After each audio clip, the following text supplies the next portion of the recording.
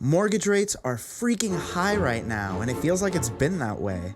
Why are they so high, and when are they coming back down? So mortgage rates, especially the 30-year fixed rate mortgage, are highly influenced by the supply and demand of mortgage-backed securities.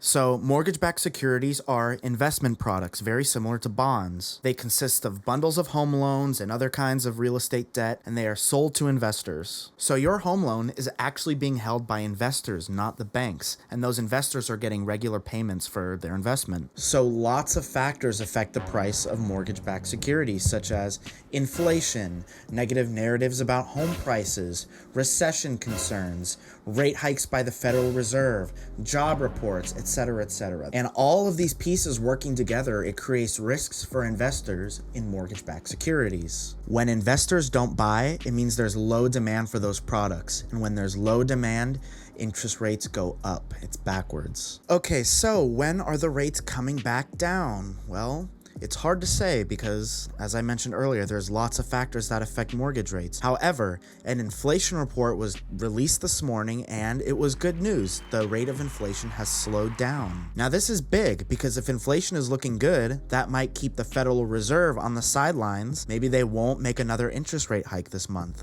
Now, Odeta Kushi, who is the chief economist over at First American, suggests that if the Fed eases up on the monetary tightening and it gives more security to investors, we might actually see interest rates come down second half of the year. Now, again, this is just speculation. Nobody really knows what's going to happen. However, there is some historical data that we can turn to. So historically, the spread between the 10-year treasury yield and the 30-year fixed rate mortgage helps determine the trajectory for mortgage rates. And as you can see in this chart, they run very similar routes. Okay, very quickly. So the 10-year treasury note is just another type of investment. Investors will loan the government money, and for the next 10 years, they'll receive payments every 6 months. So the historical average spread from 1971 to 2023 is 1.72. Currently, the spread is unusually high at 3.2, but go ahead and take a look at this chart. Can you see those yellow circles there? When there is a spread, it doesn't last very long. And that's just another reason why experts believe that the rates are coming down. We may not see that low historical spread anymore, but we'll see. And that's a wrap. Thank you all so much for watching. If you liked that video, please hit the like button. Please subscribe to the channel because the next video we're talking about how all of that information is going to impact